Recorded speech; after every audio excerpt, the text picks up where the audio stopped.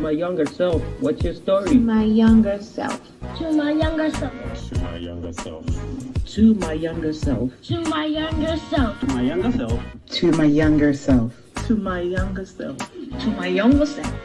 To my younger self. What's your story? To my younger self. What's your story?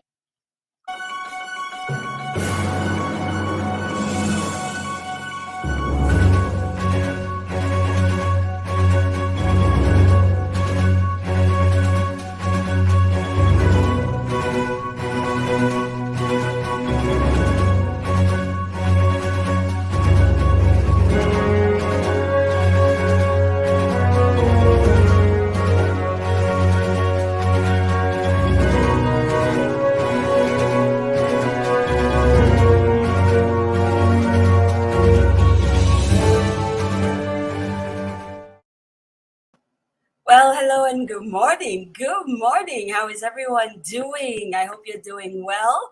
My name is Zoe Baraka. Of course, the show is To My Younger Self, where we tell stories, personal stories, really defining moment stories from our past that will propel us into the future. This is the show that just kind of floods the atmosphere with positive African stories. This is our aim. My name again is Zoe Baraka, and today is an exciting day because I get to talk to one of the truly great African giants. Let's see who is in the room first, and then we can go ahead and do our greetings like we do all over Africa, right? Let us see. Good morning. You are first in here, Sumaya. Oh my goodness. Beverly Ross, I see you. I see you. My goodness, there is a lot of you in the room. Please say good morning to me in your local dialect. I would truly love to hear from you. Precious Nana Gold, I see you. You came early today. My goodness, guys. Greet me in your local dialect. I do want to hear from you in your local dialect, okay? Like we always do in the African setting when we meet people on the road to the grocery shop or going to school or going to work, whatever it is we're doing, we take a moment, we pause, we put a little comma or colon there, and we greet each other. Good afternoon from Switzerland. I see you, Ralia. How are you doing? Our own Madam UN. Listen. How are you doing? Baraka dazua, sanunku dazua yayade, kakwana lafia. I hope you slept well. I'm always rushing to greet everyone because I'm so excited and I am learning how to breathe whilst I greet, or else then I'm going to choke. That's not good. Ya ken tuma fudu wela tuma awela tupose wanambaraka. I just greeted you in our in my mother tongue. There's so much going on in the background right now, believe me. Dino, how are you? If you are an ever-speaking person, I just greeted you. Wezo, Leke, I hope you are well. Dino, to you. Etisain, to our Akan friends, we greet you. Thank you so much for greeting us. Sawubonani to you, to our Zulu-speaking friends. South Africa, hello, we greet you. It's probably a little late in South Africa now, but I know a few of you do stay up to watch with us. So thank you for watching, and hello. Bella to you, Biokibari. I hear I do not do Moshi justice at all, but this is what we have. This is what we're going to go with, okay? If you speak Moshi, I just greeted you. Te Oyo Tang, if you speak Ga. Oje Ko, to you, I greet you. Ekaro, to you, if you speak Yoruba. Thank you for joining us. Nigeria, stand up. You guys, man, I love you. In a few weeks, we get to bring one of our incredible Yoruba friends, to talk to us about this app they've been working on. It's going to be great. I promise you. Nagadef to you. If you are in Senegal, my Senegal friends, everyone who speaks Wolof, really, I greet you. Jambo to you. Habari Gani. Habari Yawasubwe. Iyaure to you. How are you doing? Kotong to you. Amohelang to you. Do you speak Sesotho? I love you guys and I am greeting you. I really do need to hear from you, right? There's a lot of you in here today. Can you please just greet me in your local dialect? I'm I promise I'm going to try to learn how to say it. Nyasi to you, Aloy Domilaki. I hope you're doing well. For my Bisa people in Burkina Faso and other places like Mali, I greet you, I greet you. Kotolii to you, if you speak Fufoldi and you are Fulani, I greet you, I greet you. Thank you so much for joining us. Bom dia to you, bonjour to you, bonjour, no, of course, buenos dias, imaraba to you. Whoever, wherever you are, we are happy to see you, and we are so thankful that you are here with us. Let's go into the room and see who is here with us.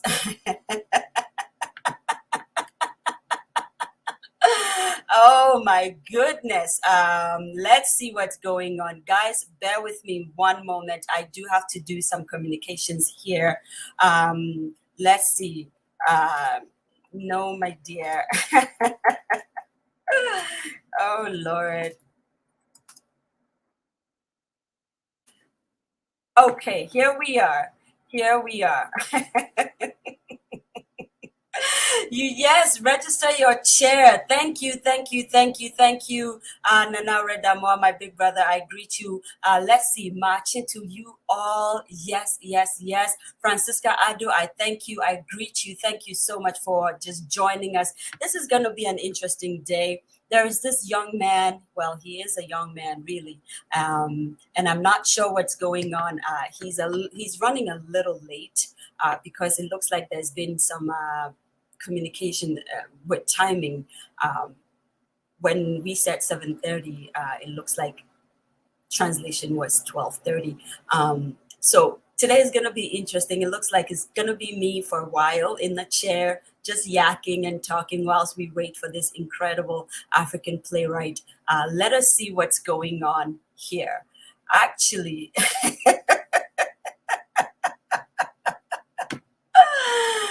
oh my goodness. All right. Can you guys tell me a story? Can you please tell me a story? Because we are running a little behind. It looks like Uncle Ebo is going to be coming in at 12:30. So this is what we are going to do. I'm going to tell you a story, and then we're going to break, and then we're going to have to come back in about an hour. Unfortunately, we kind of have to run today like that. We're rolling with the punches, and then we're just going to tell everybody to just come back in about an hour because our honored guest is running a little late, about 45 minutes late, right? Well, last week we had an incredible session with Lady Abba Keto Anda. And we talked about stories and the defining moments that, the moments that define us.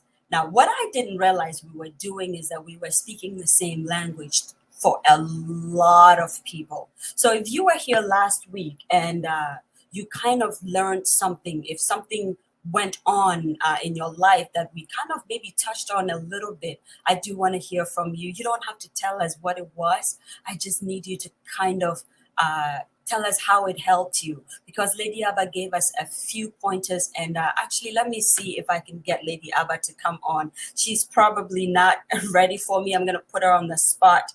Bear with me one moment, guys. It's going to... She did. Okay, so it looks like we're going to be running. The funny thing about this is when you're live, you cannot go into the green room.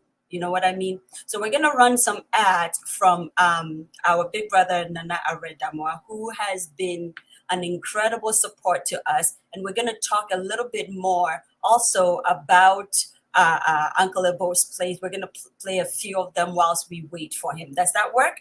I think it works. So listen, if you're in Africa and you do have some books that you've been looking for, you've been searching for them, you can't find them, all that good stuff, you only need to reach out to Book Nook and Dakabli Publishers, and they will find it for you. Not only will they find it for you, they will ship it to you wherever you are. Is that not incredible?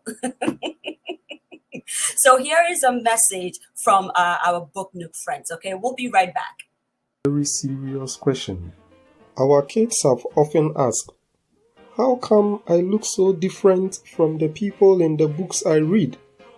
Their homes, their food, their celebrations feel so different.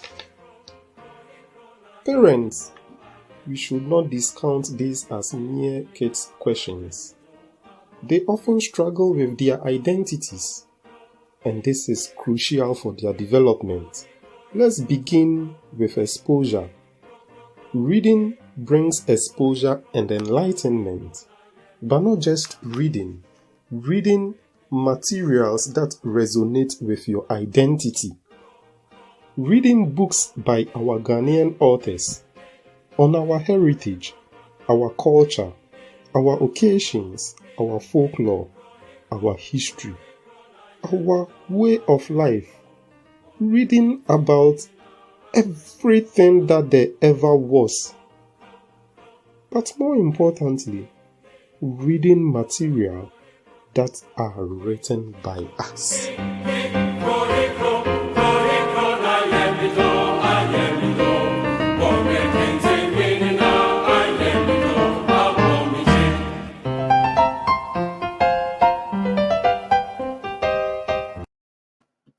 Well, welcome back. And yes, you do have to go and get your books over at Book Nuke. Listen, there is a lot of you here. I cannot greet all of you. Dorothy says, hi, Zoe. Good afternoon from Nigeria. Abaketo Under says, good morning from sunny Florida. There is so many of you here. I want to hear from you in your local dialect, okay? And I do see our honored guest is actually here. What a guy. What a man. Let me tell you, today, I am fangirling and I'm going to be, do you see how I'm smiling? This is how I'm going to be smiling the whole time. Please forgive me when a big person that you have been a fan of for almost half of your life comes through the studio, albeit virtually, you kind of sort of become like a little girl, okay?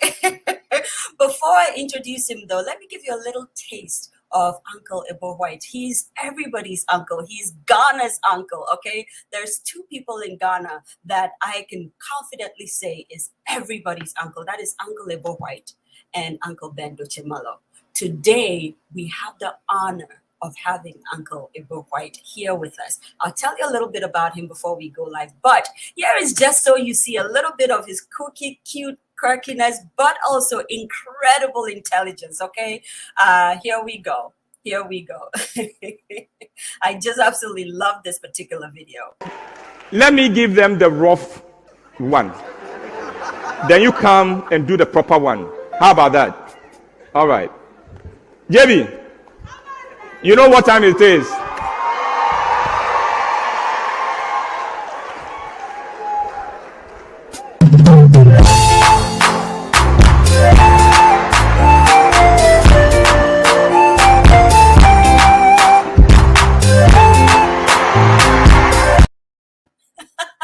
I just love that, and I wish it went on longer. You know what I mean? You know, in society, there's just some people that are truly, truly gifted, extremely gifted, and most of them tend to be writers and playwrights and storytellers and griots. These are the keepers of our history. These are the people who kind of peel back the deep, sad corruptness of the society and kind of push our noses through it and force us to wake up, right? And in the little short time that I have had on this earth, I've read a few of them, you know, Shakespeare and C.S. Lewis and all those great people. What those people have succeeded to do is, you know, kind of push us to think a little bit. A truly great playwright, though, is the person who not only forces you to think, but makes you laugh whilst you're thinking. Now, that's a whole different combination of excellence that you don't find enough of. I believe that in every century or so, God maybe gifts us one or two. And in this particular dispensation, in this particular century, I think God just graced Ghana with the one person who is not only a storyteller, he's not only a griot, he's not only a playwright and an author and a father, he is truly the keeper of stories. And I don't give this title lightly, the keeper of stories. Do you guys even understand what that means? This is who Uncle Ebo is in my eyes. So let me read a little bit. He does not need any introductions at all, but I'll read a little bit about him, and then we're gonna go and bring him into the studio, and he's just gonna come and tell us some stories. Okay. Now, James Ebo White, popularly called Uncle Ebo White, is a playwright, author, motivational speaker, father, husband, and a leader. Okay. But he simply describes himself as a storyteller. Of course, he's going to have to be on this show where we tell stories. He began writing plays in 1975. Do you understand what that means? And has successfully written and directed more than 50 theater productions and has won awards for some of his works. He was recently awarded a Cultural and Tourism Icon by the Ghana Tourism Authority and GAW Achievement Award by the Ghana Association of Writers. In fact, I do believe the whole of Africa needs to give him an award that I don't know, an equivalent of the Yaninga at the Fespaco Film Theater or something. I don't know. But as an author, he has also written a couple of books. One is The Ideal. The other is The Perfect Couple and Let's Talk About Sex. Now, that's my uncle right there. He is a motivational speaker and has over 29 years consistently spoken into the heart of Ghana through the radio station program Food for Thought. I have so many defining moment stories about this particular program. Maybe half of it is why I'm actually here, okay? But we'll leave that for another day. This was on Joy FM. This is Joy 99.7 FM, for those of you who remember. Inspiring people and helping shape the lives of many in Ghana, I dare say many in Africa, and of course, the world over. He is an ardent believer of love and relationships. He has been married to Florence for 39 years and fathers many, believing that fatherhood transcends biology and DNA. Ladies and gentlemen, we're not going to waste time. We have lost the connection again. I just saw him in the studio and we went in there and kind of, and then I jumped in and did the introduction. It looks like they lost internet connection. So we're going to be right back. I'm going to play a little bit more of some of the plays that he's been in whilst we wait for them to get back on. Is that good? Please give me a thumbs up. As you can see, Zoe is kind of sweating it a little bit today, and I wish I could have some music so I could dance. Can we have some music? Afro beats, yes. Oh, it's going to be good today. It's going to be interesting today. Oh, my goodness. Hi, Unlce B. How are you? Dr. Viv, happy birthday to you. I know you just celebrated a milestone. It is good to see you. Oh, my goodness. Rachel Dodu, my goodness. I received a pack last week. Was it last week? I think it was last week. From this incredible woman. It was a gift from someone else and she packed it. And now I wish that I had it here because it would be a great spot, right? To just kind of put it in there. But I am actually wearing some of her perfume now. I feel so good. And there's like, I think, Rachel, can you tell us, do you hand make these? And I know she and her husband just opened up a pharmacy where they are. Tell us a little more about yourself in the comment section. But listen, if you're looking for handcrafted, shea butter and body sprays, these people actually make body sprays. Can you imagine that? It's incredible. The scent is all over this apartment, okay? It's hypnotizing. Rachel, I want to say thank you. Thank you for packaging it with such excellence. Thank you for doing what you do. I think a lot of Africans need to just come out and be as entrepreneurial as these guys are. It's incredible. And over the course of time, we'll show you a few of their products so that you can patronize them, okay? Let's see who is here. The incredible storyteller, Mamisa MSNN herself is here. My goodness, it is good to see you. Ooh, Uncle Ebo brought out a few people. Jemima, my goodness, today you are here. I see you. All right. Okay, here is another excerpt from Uncle Ebo, one of his plays. Let's see which one this is. This is called What Dad Left Behind. It's just about a 2-minute clip whilst we wait for Uncle Ebo, okay? Alrighty, we'll be right back, guys. Now, Yofi, I have finished my part. The rest is yours as the main beneficiary to this. The coup de grace belongs to you. Now, here, take this. And go and sprinkle it on that chair.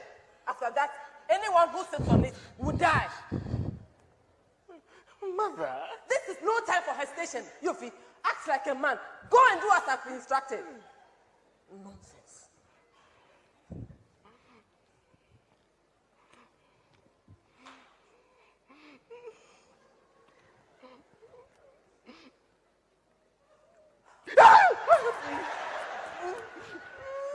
Yofi, shut up and do it.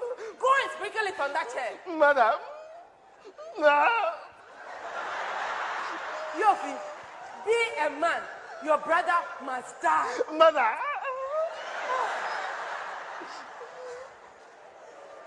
What? Are you still standing there? Do it. I can't believe I gave birth to a coward. Sawa, come and collect it from him and sprinkle it on it. If he's too much of a coward to do it. Huh. Oh, no, not you two.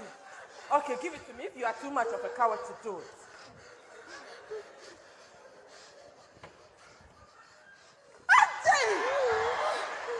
Our Father, who art in heaven. You just gotta love this man. And for those of you who don't know what this play is, it is actually titled What Dad Left Behind. And I think he's almost here. And so we're gonna play another one of his plays, and then we're gonna go in there and kind of, get him to come into the studio. This one is called The Comeback, right? Yes, here we go.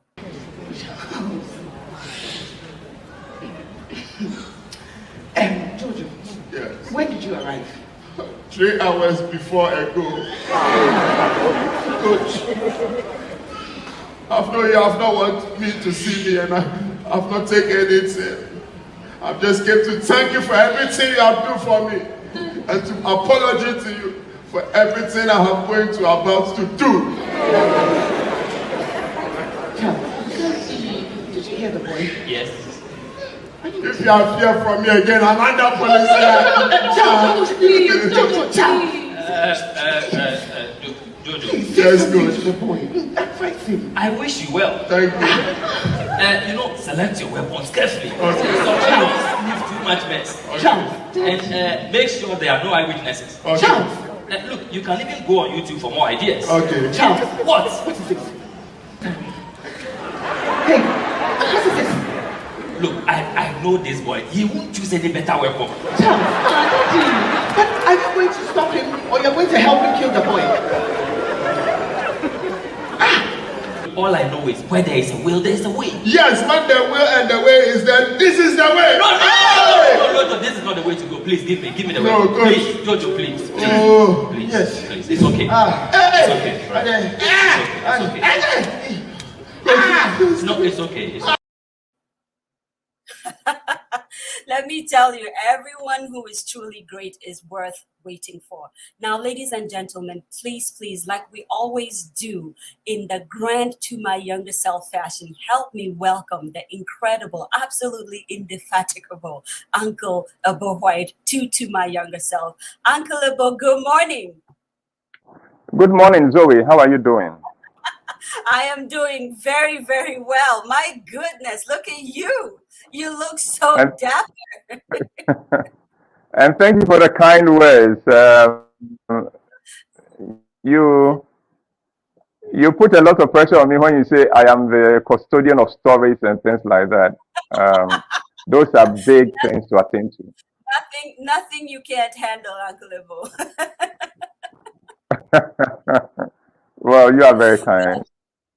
Well, I wish I was, but I truly speak the truth. So, Uncle Ebo, like we always do, over to you today. This is your show and you're here to tell a story. So here you go. The floor is yours. Right. Thank you very much. And before I go on, let me greet everyone who is logged on. and to apologize if anything goes wrong with the connectivity. We've been experiencing difficulties with regular and reliable internet connections here around where we operate. I'm sure that it will work better throughout this. Right. Zoe, when you asked for me to tell childhood stories, 3 of them, you sent me on a journey that dates back over 60 years, 68 years to be exact. And of all the stories that I needed to share, that I could share, I was wondering which of them would best serve all of us. And so I'm going to tell some brief stories, and I hope that through our interaction.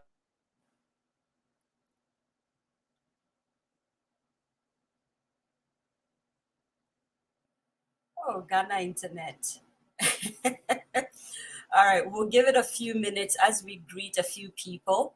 Auntie And Tilly. maybe questions when they do come, we'll be able to do more with them.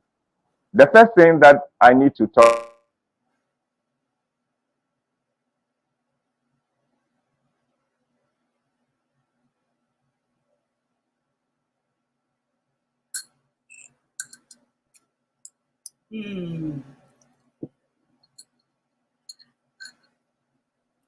Okay, so we have a little bit of a time lag, or like the internet critters have hijacked the internet in Ghana.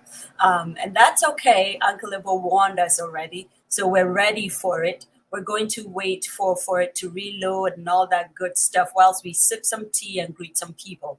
Auntie Tilly has been a pillar. In fact, we did well to kind of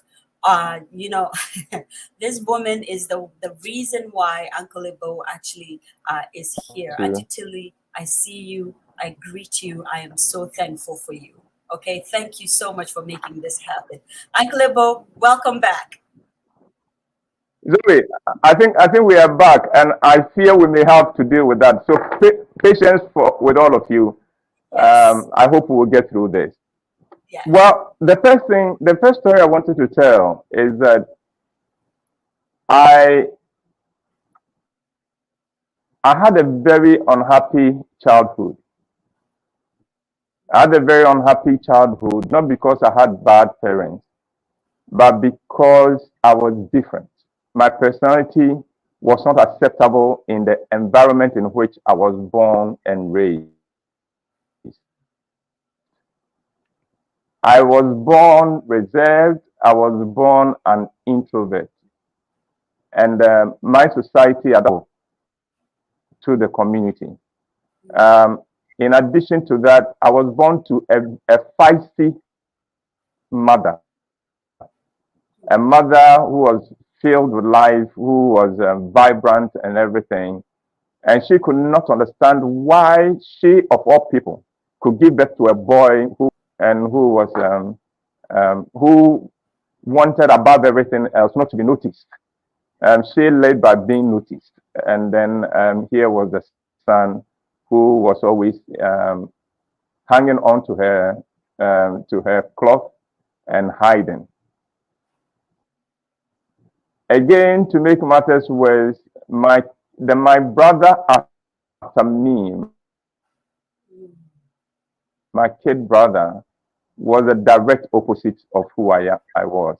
He was outgoing. He had a zest for life and all that. And so the comparisons between me and my kid brother began right from childhood. And not only were we different in temperament, we're also different and difficulties with food. I have had a very unfriendly relationship with food, right from my childhood. Kweku loved food. Kweku is my kid brother. He loved food. So as you could imagine, he developed much faster than I did. And so even though he was my kid brother, he looked like my big brother. And people treated us as such, especially those strangers that we met.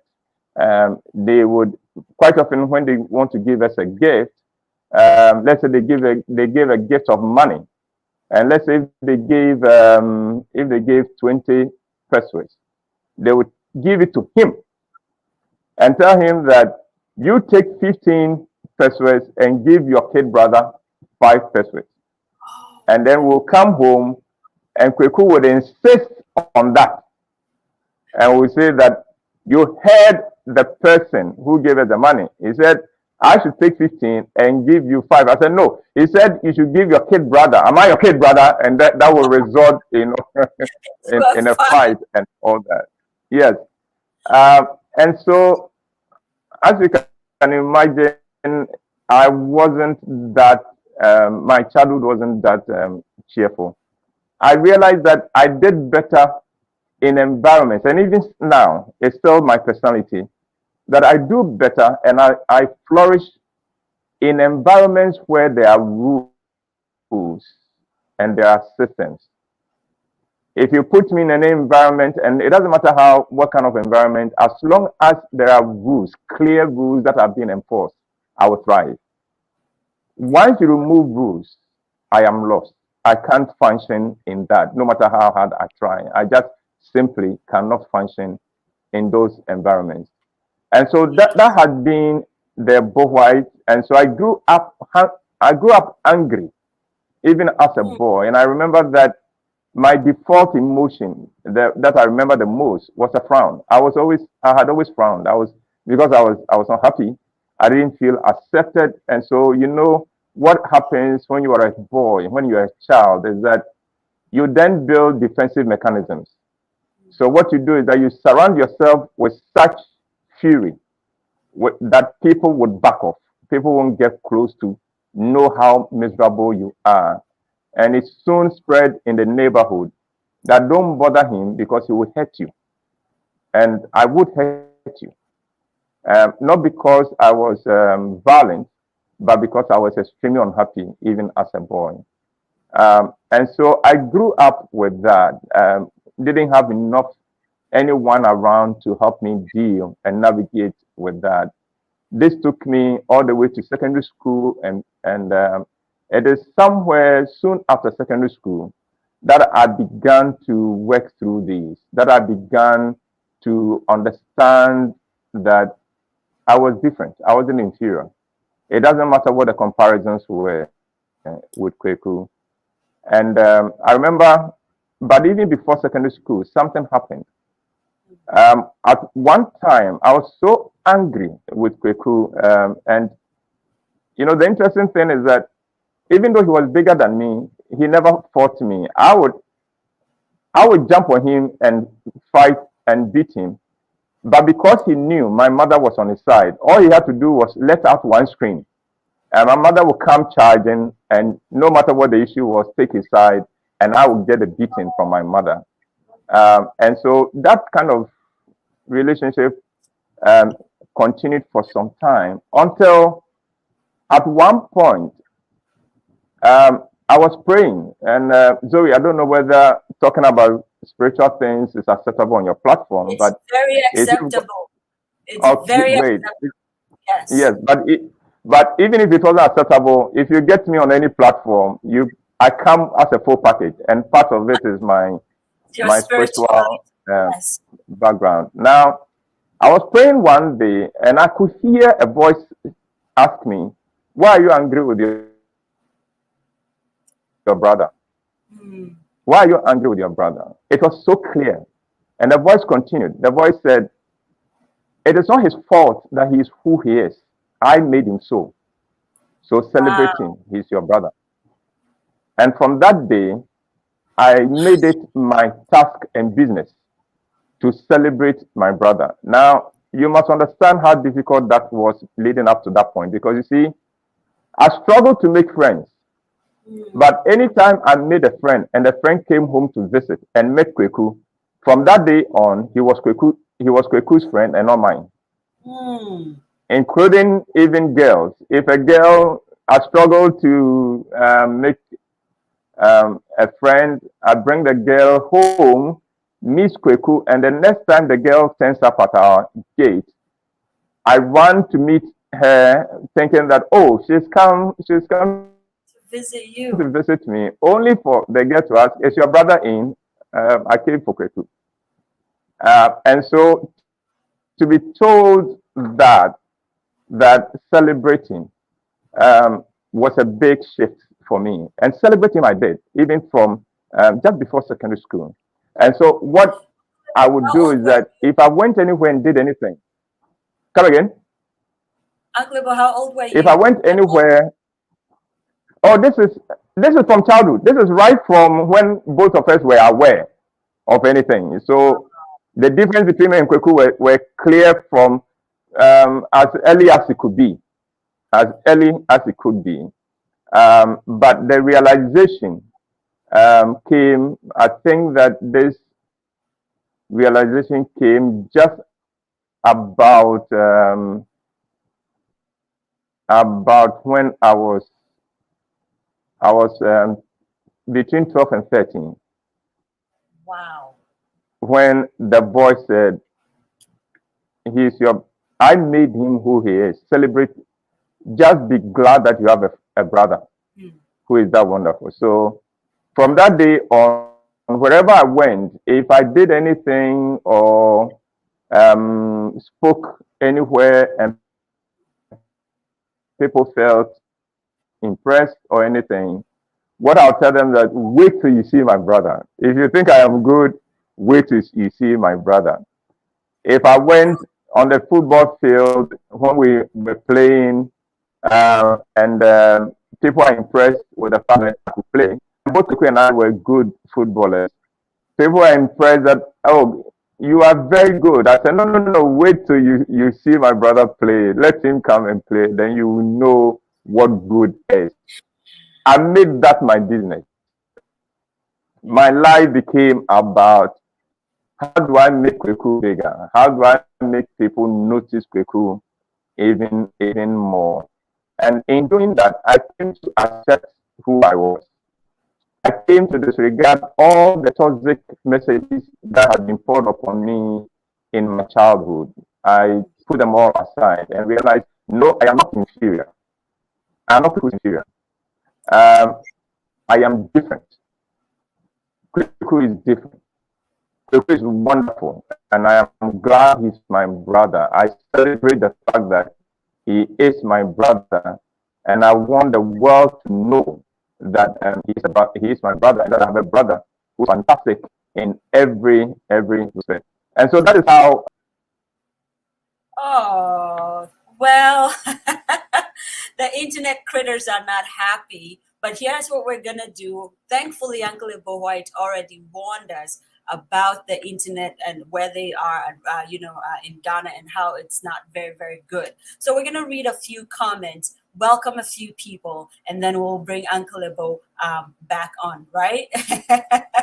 Let's see. Our resident therapist says, sending lots of love to anyone who feels negatively compared to their sibling. Indeed, this is reminiscent of some of the conversations we had last week. And, even though I personally didn't have an encounter like Uncle Ebo White did that said, celebrate your brother, in my case, celebrate your sister, there has never been a time where I just was not proud of her. Even though we fought like sisters would do, like siblings will do, even yesterday, I was extremely proud of her because of some achievement she's just, found herself in. So, these stories are very important. And I am so glad Uncle Ebo is speaking to them, that comparisons are not good, but when they do happen, learn to celebrate them. And that's exactly what God taught him, and see where he is now. We're waiting for Uncle Ebo to come back on, like I said, or like he said, the internet service where he is not very, very good. Another one of our producers said, he says, oh, wow, unfortunately, our society does not know how to handle children who were like you. Sad. And I want to venture to say, you're saying children who were creative. I feel like most creatives are simultaneously extroverts and introverts at the same time. We need to go into ourselves to create And then when we're done creating, we come out and kind of, say, hey, look what I created, and then immediately go back into hibernation, which is good for the creativity aspect, but society does not understand that, especially where we were born in Africa, right? So that's possibly what Seti's talking about. Let's see. Let's see what Auntie Doris says. Spiritual things are paramount here to Uncle Ebo. And yes, you are right. I am so glad our audience knows it. We do not play about God with God. We just don't. Okay, we are because of God, and so we are also a full package, right? Kwesi says, thank you, Uncle Ebo White. We come in full package, a lesson I learned, or a lesson I have learned from you. That is incredible, incredible. Yes, we always should come in full package, no matter where you find yourself in the world. You could be I don't know, the G8 summit. I think that's probably one of the scariest meetings you can be in, right? The G8 summit. If we found ourselves at the G8 summit, we would still declare Jesus is King, God is God. You know what I mean? So yes. Let's see. There's a few people here. Dr. Adra says, this is wonderful. Celebrate your brother or your sister. Thank you, Dr. Adra, for joining us today. Another one of our storytellers, Adra Amatego, says, we must learn to celebrate our siblings. This is a running theme now, 2 weeks in a row. I think God is speaking to somebody out there. The society is speaking to somebody out there. So if you're out there and you are incessantly or just intrinsically angry about something that must have happened years ago between you and your siblings, I think it's time to let it go, right? And I do believe Uncle Ebo is back, and you see, Zoe can talk. She can just keep talking. All right. Uncle Ebo, So you are welcome. once again, my apologies. It's so I know how frustrating this is. I'm not too sure at what point you lost me, Zoe. At Yes. what point did you lose me? You were telling us that wherever you went, you just I celebrated. celebrated my brother. Yes, I did. I realized that somebody sent a message and said that Kweku, the girl snatcher. No, Kweku did nothing to do that. Just that he did not snatch them. The people just gravitated towards him. Because the difference between the two of us in terms of temperament was just clear. You would have more fun with Kweku than you would with me. Wow. You understand? And so that was what it was. And so the rest of my childhood was always looking for ways of making Kweku look good. Anything I could do, anything I could say, and things like that. So this is the interesting thing. That relationship grew. Our bond, the bond between the two of us was so great, was so close, that Kweku managed, and Kweku was much more intelligent than I was, extremely miles away. Let me tell you how intelligent Kweku was. Kweku wrote the A-levels, GCE A-levels before writing O-levels. What? Yes. Because he went to a teacher training school and he said he was told that the teacher training certificate was equivalent to GCE O level. So he did not bother with O levels. He wrote A levels and he got AA, BB. Wow. Now, he wrote one of the papers with his tutor at the training school. Kweku made a B in that paper, the teacher failed. No. That is just how intelligent Kweku was. And so Kweku made it to the university before me. But because of the relationship we had, he refused to be the one at the university without me. So he went to the registry of the University of Ghana, looked out for what courses I could apply for, and came. I was working then. I was working to support the family because we have lost our father. So I was working to support my mom with the rest of our siblings. And then he came with the forms and said, James, you cannot be here. You are coming with me to the university. You can't work without being at the university. And because of Kweku, I got to the university. The two of us were at the university together. He was at Mesa Sabah Hall and reading mathematics, and I was at Commonwealth Hall reading statistics. Oh my And yet, it is interesting. Our mates could not believe that siblings could get on that well, that two brothers could get on that well. Because whatever I had belonged to Kweku, whatever Kweku had belonged to me. And that is how we lived, even though we were in two different halls of residence. So Kweku can come to Commonwealth Hall, take his bath, put away his whatever he was wearing, change into whatever I have in the wardrobe, and walk out of my room. And knowing that it was okay, because that is how we lived. We lived for each other. And that is how it has been. Somebody said, Kweku is lucky to have me as a brother. No, I am lucky, extremely lucky to have him as a brother. Goodness. And I celebrate him so much. So, Zoe, that is my first story. Wow. Can I go on to my second story? I think we're going to have to breathe on it for a little bit before you go on to your second story. And I love, doing this with people like you, because you understand how to pause and put a colon in a story. The way you just asked me, can I go on? That's incredible. It's absolutely incredible. A lot of people are just commenting, and we can't read all of your comments, but guys, keep them coming. Wow, saluting Kweku now. That is brotherly love. Professor Audrey, who is also a statistician herself, says, wow, you guys are smart. Wonderful story.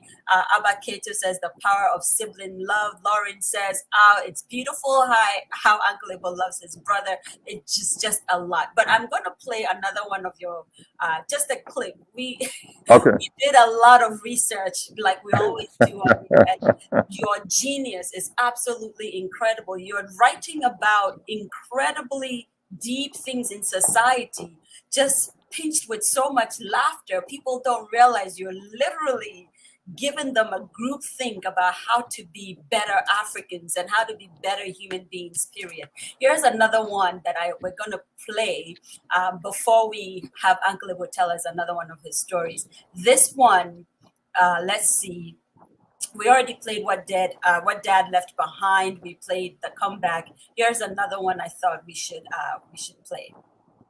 And listen, our elders have said that when a cow is become orphanage, he sucks his own breast. Yes. I say, when a cow, our elders have said that when a cow is become orphanage, he sucks his own breast. Really? So you have to suck your own breast. Really? Because this whole world, nobody have sucked it for you. So when you are feeling a sadness or a loneliness, you must rise up. Suck your own breast. Is that true? I don't know what to say. I don't know what to say. Yes. Why do boys like crying so much? Our elders have said when a cow is orphanage, it's sucks its own breast. So you must rise up and suck your own breast. I don't have strength.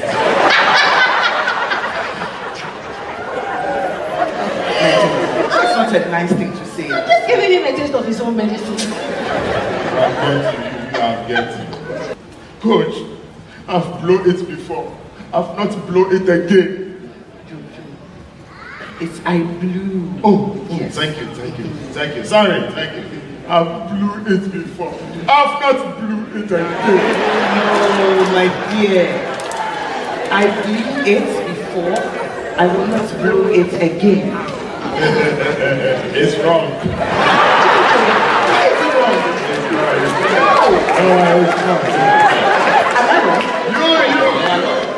You have teach me. He said, my dream will be his faith. Safety here, safety here. Then you have said, my wealth will be his wealth. Safety here, safety here.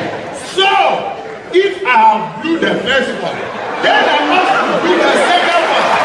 Safety here, safety here.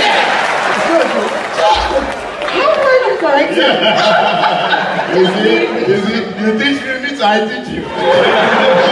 You know. I am dying with laughter, not dying literally, but it's the genius behind it. You just taught us an English class without anyone even noticing. That's so incredible. Now you can go on with your second story. I know the audience is bursting with laughter right now. What a great intervention. All right, Uncle Ebo, back over to Okay. you. Now, the second story I'm going to tell you, I could easily give a title to it, and the title will be "The Best Tenant We Never Had." Wow. Now, my mom, after the death of my father, renovated the house we lived in at a suburb of Kumasi here in Ghana called South Centration. And we had quite a bit of space. And so to make up for the income that we have lost from the death of our father, she developed some of that space into residential accommodations. And now, at a certain point, we had a room to let. And a man turned up at our door and said he needed the accommodation. Now, Zoe, this was the smoothest man I ever met. He saw us playing football, me and my kid brothers and friends, and he said, oh, he would buy jerseys for us. He would buy jerseys for us. He would even develop the backyard into a mini stadium and fence it so we could play without having to disturb anybody. He would make sure that we have as many balls as possible. He asked, why do you have only one ball? You should have more balls so that everybody will be able to play on his own and things like that. And he kept on hyping what he would do for us. And for me, as I think I was an 8-year-old or so, this was like heaven. I mean, we're going to have a tenant who loves to see children play, who was going to give us all the toys we needed, who would give us the football we needed, plus jerseys. Those were the days when we played without jerseys. We played barefooted. He said he would buy us boots. And I fell in love with him. And so, you can imagine my disappointment and frustration when my mother said to him that, I'm sorry, but the room you heard about has been taken. Oh. And I looked at my mother, and my mother has a way of speaking to us with his eyes, and the look on his face said, don't dare open your mouth. So I shut up, and he told the man, no. The man said, oh, really? I was just told. He said, no, sorry. Just before you came, somebody came for that one, so there's no vacancy here. So reluctantly, the man went. And when the man went, I turned on my mother and said, Mom, what have you just done? You've just robbed us of the best coach and manager that we could have. And my mother said, my mother called me Kobina. Kobina means Tuesday born, a male in Akan, yes. Especially from the Fanti tribe. If you're born on Tuesday, you are Kobina. So he says, Kobina, you will learn. You are too young. You will learn. But that man is dangerous. He said, that man is a thief. He cannot be relied upon. I said, no, Mom, you are wrong. You are wrong. How can you be wrong? Why? And things like that. Well, my household, I grew up in the kind of house where when Mom speaks, everybody should keep quiet. Because Mom would enforce her edicts physically. If you disagreed with my mom and you are too close to her, the first thing you received is a slap before the other things followed up. And so once she said, no, that man has no place in this house, we had to go along with it. Now, Zoe, you know what happened? When this discussion was going on, one of my mother's closest friends had come to visit her, so overheard what was going on. As soon as the man, I remember that as soon as the man left, my mother's friend took her leave, which was very uncharacteristic of her. She would come and stay the whole evening. But somehow she came up with an excuse and left. Now, later on, I understood why she left. Apparently, what had happened was that she was so enamored with this man, because not only was the man talking about what he would do for us, the kids, he was talking about what he would do even for the house. My mom had said she was charging X amount of cedis for rent. And the man said, X amount for rent in this day and age in Ghana, no, that is too small. So I'll pay X plus Y rent. That's what I said. He was the best tenant we never had. Now, so my mother's friend followed the man and told the man she had a room for him. The interesting thing is that she didn't have a room, but her children had a room to themselves, and she went home and moved them to her room, so that room will become available for this wonderful man to be a tenant. Oh my God. Zoe, fast forward 6 months. Fast forward 6 months. My mother's friend comes home and says, Auntie Amma is the name everybody called my mother. Auntie Amma, that man, why is he like that? And my mom asked, which man? He said, oh, that man who came here looking for accommodation. And I said, what is wrong? He said, well, I gave him accommodation, and he's been in there for 6 months. He hasn't paid a peso. All he comes up with are excuses. His money is coming. He went to the bank. There was a problem with the transfer. The bank manager is on leave. There's been some issue that he has to travel and go and sort out and things like that. And meanwhile, whilst tossing, refusing to pay, every now and then he will come and say, look, the money is locked up. I'm very mad with them. I am going to see a lawyer. I'm going to take the bank to court. I'm going to sue them. But wait, can you give me 200 cedis for transportation? Just when it comes, I will even double that amount for you. And the woman kept on giving. So the man lived in that room for 6 months without paying a peso, and borrowed from the woman and never paid. Wow. So when she came and told my mom this, my mom called me. I was playing, come. Then ask the friend, tell him what's happening. Then after that said to me, Kobna, have you heard? People who talk too much are not to be trusted. Never trust somebody who talks too much. And if anything is too good to be true, it probably is. Wow. Don't be fooled. Then she turned to her friend and said, you two, at this age, haven't you learned anything in life?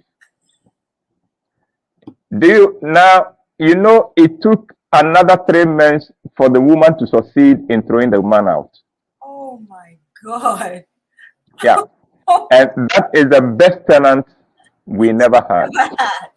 My goodness. But it's funny how these days people think that scammers are a new concept. They're not. No, they are not. No, they are not. I mean, you were like 8 years old. This was a while ago, and they probably will never ever be out of our society. This was in the 1960s. Oh my God. Was Ghana even independent then? We probably were. Ghana was independent then, yes. Ghana was independent in 57. Yes. Ghana was independent in 57. The best tenant you never had, indeed. You do have the best tenant we never had. I still miss the opportunity of having him as a tenant. And as a coach and a manager. A manager and all that. But it's incredible how your mom's antennas went up, you know? Yes. And I don't know, did she Yes. hear a story about him or she just looked at him? Most No, mothers, no. That was the only time she had met him. wow. That was the only time my mother had met him. But listening to the man make promises, because I mean, here's a tenant who is saying that, how much are you charging? And then you say, oh, I'm charging X amount. No. X amount is too low. Why would you charge X amount in these days? No. So I will pay X plus Y. That's just how you know, like, this is a scam, period. Yeah. If it sounds too good to be true, it probably is. Definitely is. Wow. Yeah, And be this is a careful with that. for all of the young adults out there. And I'm so glad Uncle Ebo is here today. There's some people when they speak, not because they are, the best thing since sliced bread. That's not what it is. It's because experience has taught them a lot. Yes. And Uncle Ebo can tell you stories over and over. So for the young adults out there, I mean, I had to learn that particular lesson a very, very hard way too.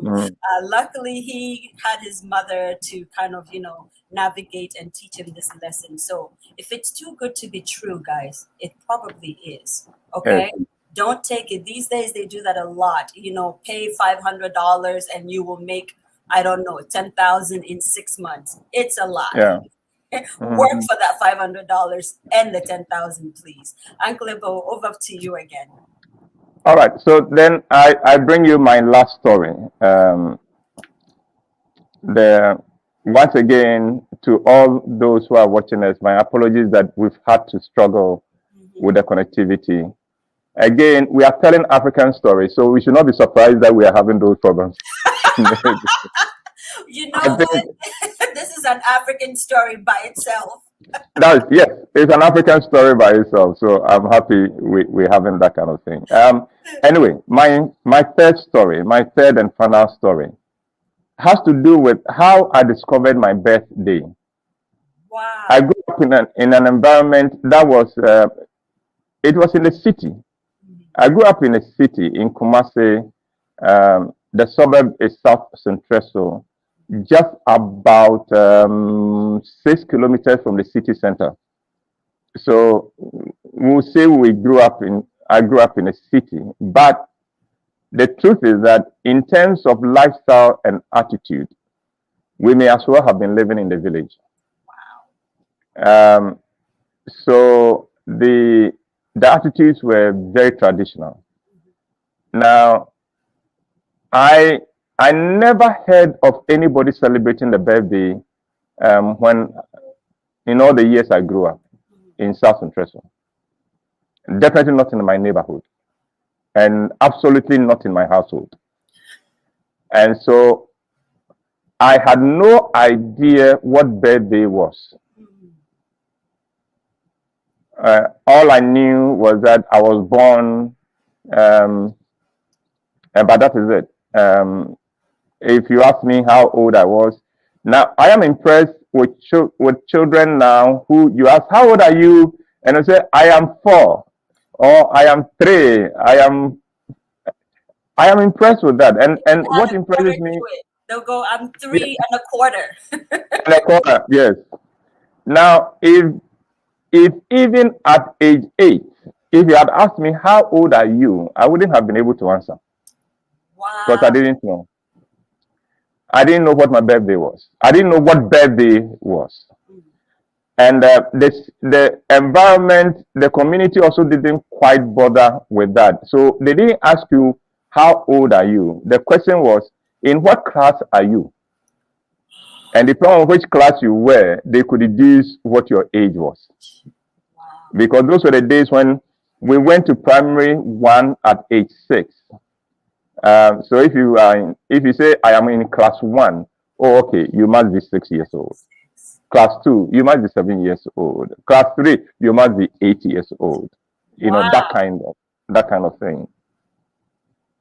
Now, when I was, I think, in either P5 or P6, that's class 6 or class 5, Remember, all this time I didn't know what my birthday was. And it wasn't a big deal because nobody celebrated birthday. You know, if I had lived in a kind of environment where people were celebrating their birthdays, then I would have been keen to know what my birthday was. But it never came up. It never became an issue. You never saw or heard a birthday party for you to ask, what is that? and then wonder, so when would I also have a birthday party? There was no party. I didn't see anything in the environment that I grew up in. Then one day, I had a dream. I dreamt that I had closed from school and I was coming home.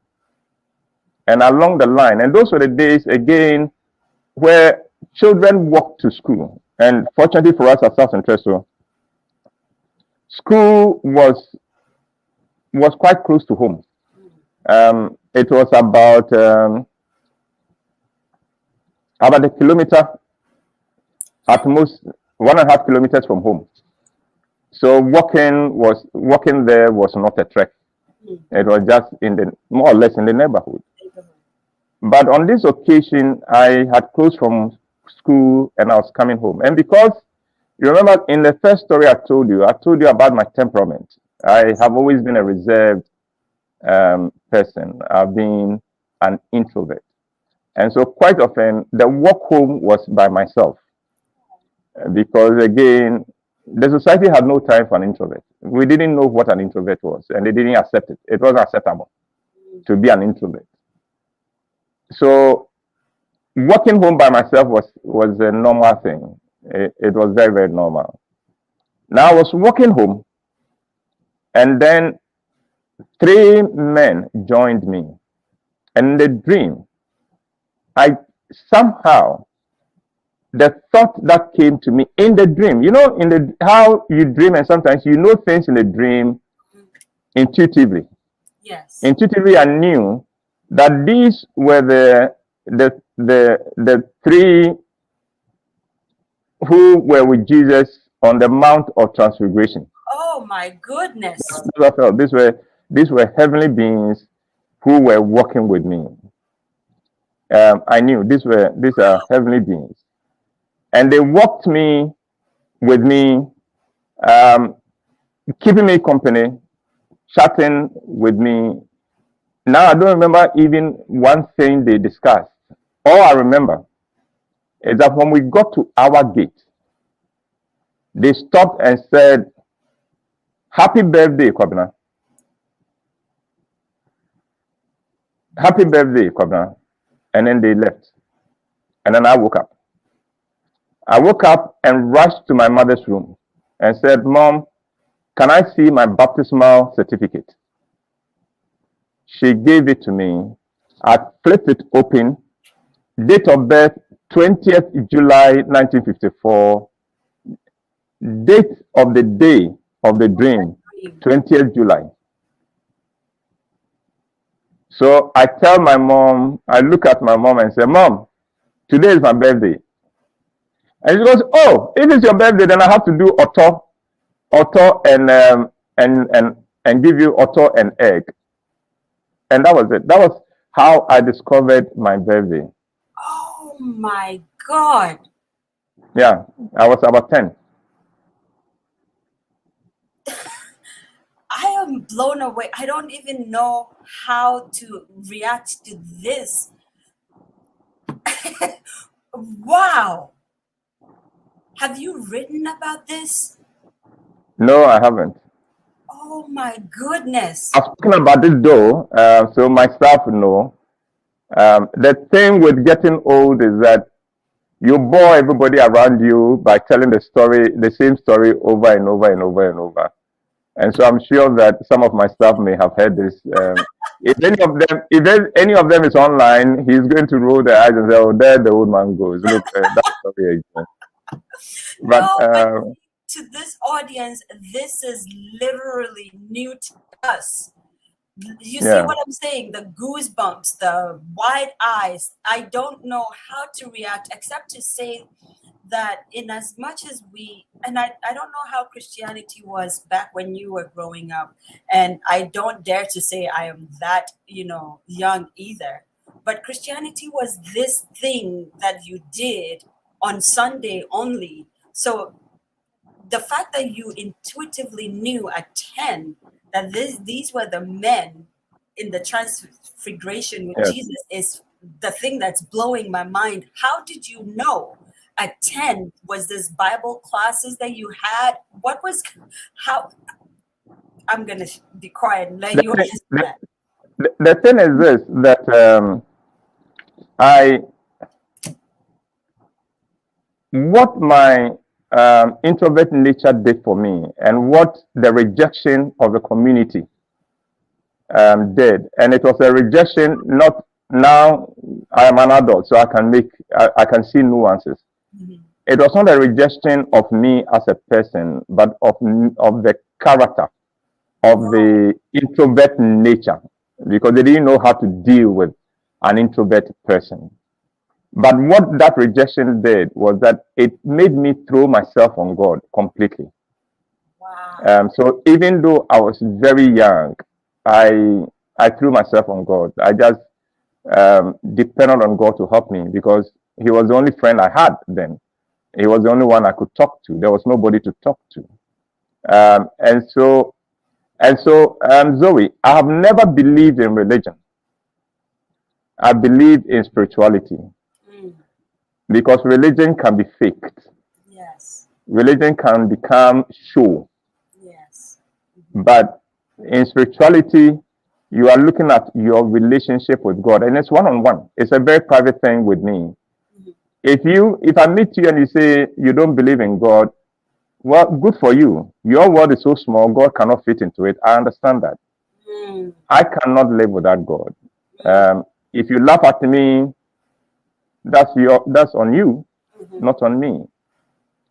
So that is it. So I have always sought to honor God in my life, even from childhood. And I know what it has. That is one of the reasons why I am where I am, and for that I'm so grateful to God. So I knew scriptures. Wow. So when those men joined me, I knew immediately that this is a supernatural thing. And that is why when I woke up, and that was the first time I heard birthday. I said, "Happy birthday, Kobina." And then they vanished. I woke up, went to my mom's room, and there it was. Wow. That is incredible. And thank you so much for speaking to the idea of introverts and creativity. And this, we hardly ever do this, but now that I have you here, because can I tell you guys, I understand Uncle Ebo now. When we were looking for Uncle Ebo, we did a lot of trekking, okay, online at least. I sent messages and emails, via the internet, and it wasn't working. And now I understand why Uncle Ebo is probably not the person that goes online at all. I get it now. It had to take an email from a very, and I know she wouldn't want me to mention her name, but from a very incredibly amazing auntie of mine. Recently. Just say that it took an email to my big sister for this to happen. An email from my auntie, his big sister, to his assistant, and all kinds of things happening in the background for this to happen. And even till today, I never once got on the phone with Uncle Ebo, just so you guys know and understand the grasp of what he is talking about. And whilst we've never done this on the show, people come and tell stories and leave, but you're here now, and I really want to ask you so many questions. So I'm going to let it flow. How did you start writing? And I know you've probably shared some of these stories, and I've read a few of them, but what was that defining moment? Because you were doing statistics. So what was it that said to you that made you say, wait, I am not a statistician? What is numbers? Or does that feed into you of being a playwright and a writer? Well, that will lead to another story, except that is a story not of childhood. I was almost an adult then. Yes. But I stumbled into theater by accident in school. Right. The school drama group that I didn't belong to, was rehearsing a play, and I was fascinated by it. I'd never seen theater before. I knew it was there, but I'd never seen it. I'd never been a part of it. But also because of my introvert nature and my timid nature, I couldn't walk into the rehearsal room. I wasn't part of the drama group because the drama group had all the what do you call them? The popular students. I wasn't popular. I think I was known by only my classmates. You know, so I was satisfied just going to stand in the window watching them work. Then about the third week into their rehearsals, the director was running out of time. He had 5 weeks to produce the play. And the director was a final year directing student from the School of Performing Arts, Legon, University of Ghana, Legon. And that play was going to be his project work. Wow. And he was struggling with it. The students were struggling with it. And so I kept on standing in the window, watching them, just absorbing what was happening in there. But I didn't have the courage to enter. I couldn't have entered on my own. Now, in the third week, all the other members of the drama group who were not in the production have stopped attending the meetings. Because I went to a day school, a day secondary school. And the rehearsals always happened after classes, after school hours. And people were in a hurry to go home and things like that. So there were only the cast members. Mm-hmm. And on this day, the lead actor the guy playing the lead role had not turned up. And the director was frustrated. He had no time to lose. So he had no time to wait for this guy. But there was nobody else in the room who did not have a role. And so he could not ask anybody in the room to stand in for this person. So he looks around in frustration. Then he sees me in the window. So he said, "Hey, you, come in." And Zoe, even though I was the only one standing in the window, I still looked behind me. Because I couldn't believe that he was calling me. He couldn't be calling me. Then he snapped and said, "Why are you looking behind you? You're the only one there. Come." So I went in timidly, and then he gave me the script and said, "Here, read this for us." Okay. Anyway, fast forward. About 10, 15 minutes later, he stopped the rehearsals and asked me, "Have you performed in this play before?" And I said, "No." Because Zoe, you see, in the 3 weeks I've been standing in the window, I had memorized the play. Oh my God. From hearing them read it. Not only that, I had memorized all the directions he had been giving the lead guy and the guy he's been struggling with. I had memorized all that. So I was flowing with those. And so, long story short, by the time that young man turned up, about 20 minutes later, he had lost the role. That is how I got into theater. That's my introduction into theater. This was in secondary school, Form 3, at Osu Presby Secondary School in Accra. Now, I finished O-levels. 2 years later, I'd done written my O-levels. And a friend of mine said, "Oh, there's a group in town. There's a group associated. The Youth for Christ has a drama group. Since you were involved in the in theater in school, why don't you come? I'm sure you'll be interested." And so I joined. I went in there, joined them again. Our lives, there are things in our lives that go round in circles. In other words, what happens to you today would happen to you again. You will confront it again. So I go there, and they were in the last 2 weeks of rehearsing for a production. So all I did was just sit down and watch them go through their rehearsals in the last 2 weeks. Nobody knew me apart from this young man who had introduced me, introduced the group to me, and I just sat down and watched them. Come the day of the production, the two people that the director had casted for the lead role did not turn up. What? Each of them sat in their homes and independently decided that the director will use the other one instead of him. Oh. So they didn't come. So those were the days. Now I'm telling you a story of that took place in 1974. And so those were the days of mobile phones. We couldn't reach them. Nobody could call them and say, "Where are you?" and things like that. We are with no. So 30 minutes after the advertised time, a few members of the audience got up and left. Now, the room was full because there was no fee. They were not charging at the gate. So it was easy to fill the hall. 45 minutes later, more people were leaving. So I went to the director and said, "My brother, if we don't start now, you won't have one person in the auditorium for the production." I said, "What do you want me to do?" The lead, he said, "If it was a minor character, we could manage. But this is the lead."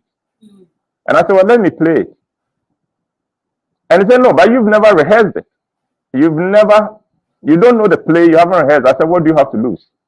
I said, "Let me go and play it." So, you know, the saying that says that a drowning man will clutch at a straw. Yes. So he clutched at that straw. yes, Wow. it is okay. You go. In his mind, go and disgrace yourself. You know, it will be on you. So I went on stage, and what he didn't realize was that I had memorized the play. Oh my God. And so there isn't anybody in the audience who would believe that I had never rehearsed it. I was not part of the production. The production was a success. Now, after that, 2 to 3 weeks after that, this man, the director of the group, was transferred from Accra to Tamale because he worked with the Ministry of Health, and he was transferred. So when the letter came for his transfer, he called me to a meeting and said, "James, I have been transferred out of Accra. I need a good person to hand the group to. I know you are new in this group. You have not been here for more than 2 months, but I need to be sure the group was in capable hands. So I'm handing the group over to you." Now, this was a stunning group of about 45 or so young people who met every Sunday, whether there was a production or not, whether there was a play or not, they would come. It was a drama meeting day, and they would come.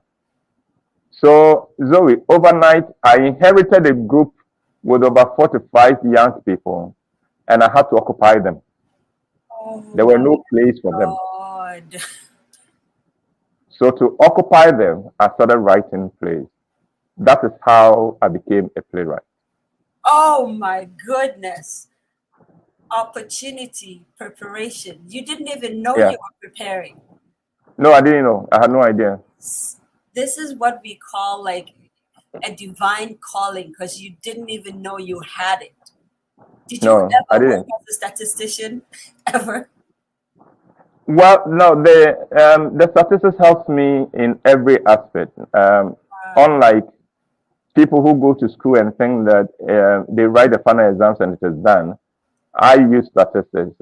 In addition to that, I also wrote the exams of the Institute of Chartered Accountants, and all of that come into my work in Roverman. And so, in Roverman, you are not dealing with just a man who can write.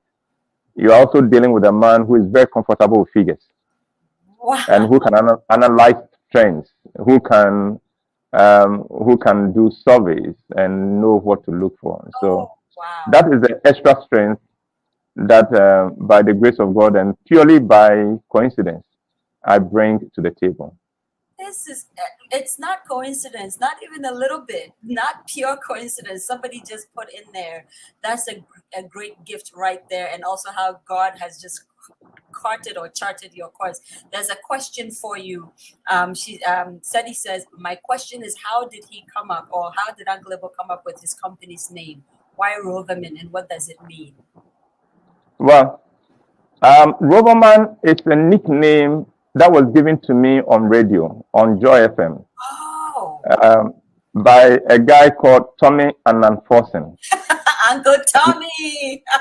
Yeah, and this is how it came about. My segment on Joy FM was called Rover Report. And I was the man who brought the Rover Report. And so I became the Rover man. What is Rover? I think that's what we want to. Why Rover? Rover, the concept was somebody who can bring, it was more like, it was conceived as an unlimited agenda. Someone who can bring in all kinds of stories from wherever. And so the idea is you rove around and then you bring us a story. And so it became the Rover Report. So the man who brought the Rover Report then is the Roverman. And so that was a nickname I had on the radio from Tommy Unlce. He always referred to me as the Roverman. And so when I needed to register the company, I then decided, let me use my nickname, which is the Roverman. So the company became Roverman Production. Yeah. Oh my goodness. Now you understand, and I didn't know this story, but when I said, and now I'm going to say, I believe God allowed me to say this, and you are the keeper of stories, it kind of correlates. You literally go hunting for stories. That's what you were doing for a very long time. And for the longest time, as long as I can remember, when you were at Joy FM, I used to wake up to Food for Thought. I was that little. And I would always say, man, he tells a good story. And I didn't even know I was a storyteller myself. I didn't even know what I was going to do with my life. But even back then, I knew you were telling good stories. And there are so many I could tell right now. But so Sadie, now you get it. She says, now I get it. Roving around. My goodness, Uncle Ebo, what a pleasure. I have so many questions. And if I was in Ghana, I think I would be one of the most annoying people you would have in your life, because I would literally just hunt you down and just be, tell me another story. Tell me another story. But we are an hour, 30 minutes in, and so I'm going to respect your time. Sadie says, I never missed his segments on Joy back in the day. I enjoyed every one of his stories. Uncle, you are awesome. No wonder you are Ghana's favorite uncle. We thank God for your life. And this is how we all feel, to my younger self. And we're going to try to kind of close slowly. And I want to take time out to say a few thank yous to a few people. Auntie Tilly, I'm not going to say who Auntie Tilly is, except her name is Auntie Tilly. But Auntie Tilly, I want to say thank you. To my younger self is a platform of the village. We are a product of the village. We don't know anyone, right? We put out requests, and then people come and say, hey, I have a line here. I have a line here. So everybody, as long as you're African and you know someone, you are automatically an episode producer. That's just what it is. We don't have connections, like they say. Our only connection is the network quotient God has given us, which is incredible, people. So I put out a feeler on WhatsApp in a group I belonged to, and I said, I am desperately looking for Uncle Ebo. I had no shame, okay? I had no shame. I said, who knows Uncle Ebo? Which is what I normally would do when I'm enamored by somebody. And one of my dear friends, she actually didn't even say anything to me. She kind of just said, oh, okay, we'll put our feelers, and left it. Inside of 2 days or 3 days, I am driving out in New York City. Now, if you've driven in New York City, you know that's dangerous. It's worse than driving in Accra. Just multiply it by 2. And my phone beeps, and the message says Auntie Tilly. I said, who is Auntie Tilly? I don't have an Auntie Tilly, at least at that time. And she said, Zoe, I've sent an email to this person and Uncle Ebo is on board. I had to pull over and park. And now if you pull over very fast in New York City, you get a few things. You get a couple of cuss words thrown at you by different people of ethnic groups and a little bit of finger gestures at you. But I had to break and stop and respond right there. That's how Uncle Ebo came to us, just so you guys know the background. And I'm saying this because I wanted to say I really wish, or I am dreaming for a time where you bring a play to the United States for us. I think we would very much love it. And I don't know if you have plans for it. And for those of you who are in the audience, if you want to see Uncle Ebo in New York, hopefully at the Apollo Theater. I'm a dreamer. I like to dream. I'm not a con man like his best tenant, because I have no clue. Not like that. But we can pray and we can plan in the background. Whoever has a pool, please raise your hand. We want Rover Men Productions putting up an authentic African theater play inside of Apollo Theater, or really just anywhere in the United States for starters. We'll take it. So who is out there? That would be a dream come true. That would be a dream come true for us. I'm a prophetess today. Yeah, that would be a dream come true for us. I did not know that. I did not know that. MSNN is here. Yes. MSNN, where are you? I think we can put this together. The whole entire crew of MQF, which is Music for Your Quality Feet. Our DMV aunties, that is DMV aunties, Delaware, Maryland, Virginia aunties. I know you can put it together. We can attach it to an event, something. Okay, people will travel from different states for this. I want this now. And maybe I'm going to take it upon myself and bother people like I always do. I'm a bother. I can bother people till I am the person that Jesus wrote about. I just knock on the door until it opens. So we're gonna do that. I absolutely would want that. We can put it up in a church. Come to my church. We have a big space. But I think I want that to happen so much. And now it's a dream of mine. For those of you who are silent producers on this platform, let us make it happen. It will be a great gift to give to Uncle Ebo as a dream come true. And it will be a great gift for Africa and for Ghana. Okay, with that being said, I'm going to stop talking because Uncle Ebo has taught me something very important today. If someone is talking too much, don't believe them. But I talk for a living, so I don't know what to do. On my cue cards, I have a few Africans who are doing incredible things around the diaspora. Book Nuke by our big brother Nana Redamwa, doing incredible things. We are dubbing him the African Amazon. In fact, we don't even want to attach the African Amazon to his name. He is Book Nuke. They are Book Nuke. They're doing incredible things. They ship everywhere in the world. Guys, please, please, please, if you're looking for a book, I would rather you ordered it on Book Nuke. Okay, it comes in 3 days, just like Amazon. Sometimes you even lose your packages on Amazon. So, you know, Kunda Kids.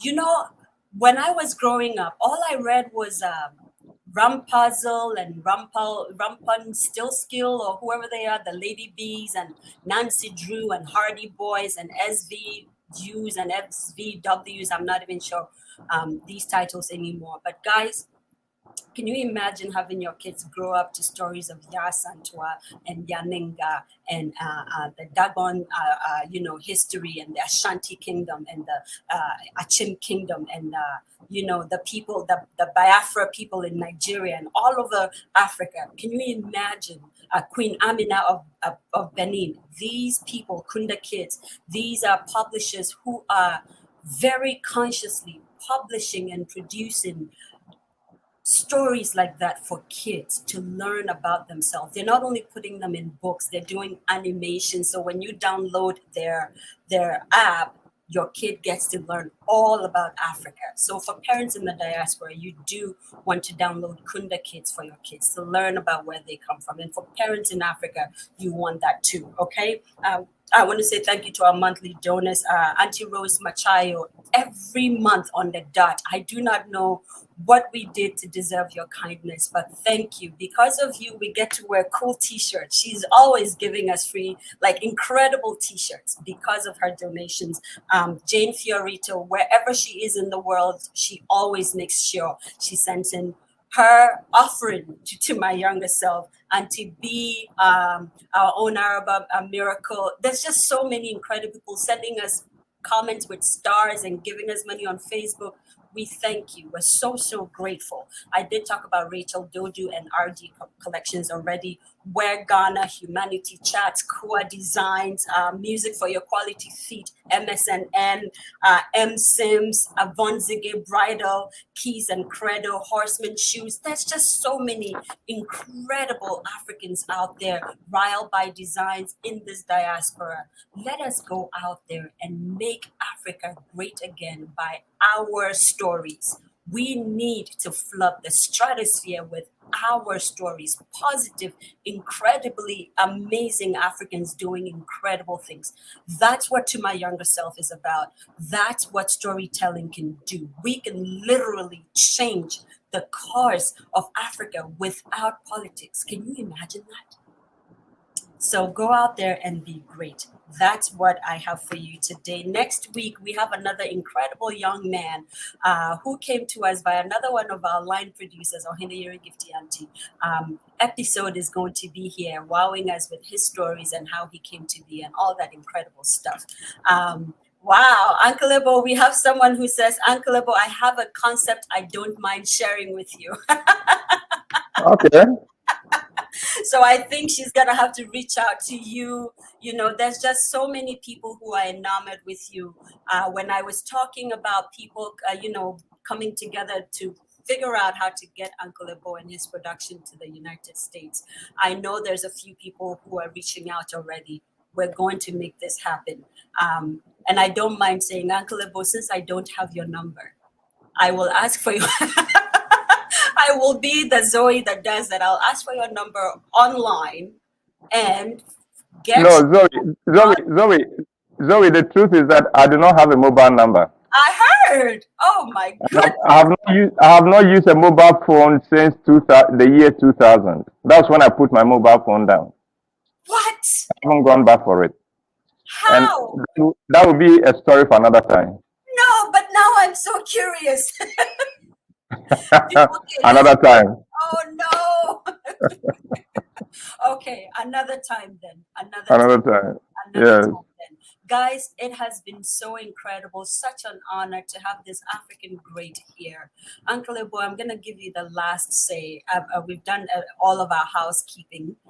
So, Uncle Ebo, what would you like? There's a society to impact. There is a generation that can benefit from us. And it doesn't matter what you think you've been blessed with or have not been blessed with. The point is that each of us can impact somebody, at least one person. And if at the end of your day, there is somebody who can say, my life is different because I met this person, or my life is different because this person did what he has been given to do, then that is a life well lived. And that is my word. Wow. And with that, from New York to My Younger Self Studios, and of course in Ghana, Rogman Productions, Uncle Ebo White and I, Zoe Baraka, say thank you so much for tuning in. The numbers keep growing and we're so grateful. Thank you for tuning in to My Younger Self. We'll see you next week. Go out there and be the best version of yourself today. We'll see you next week, bright and early, 7:30. Have a wonderful, wonderful time, guys. It has been a pleasure being your host moderator for the day. We will see you next week. Bye, guys. All right.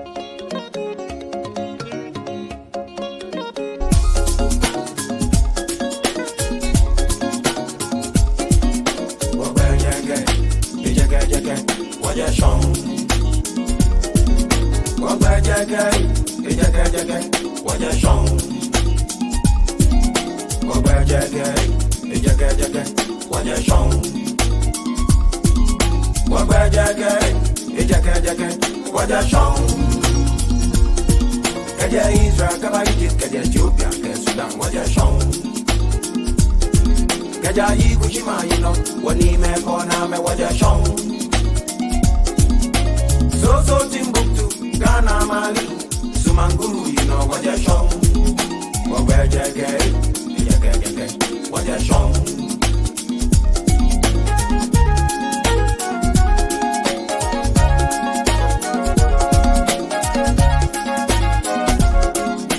So Timbuktu, Ghana, Mali, Sumanguru, you know what you're showing. Manchester key, you know Sumanguru, you know what you're showing.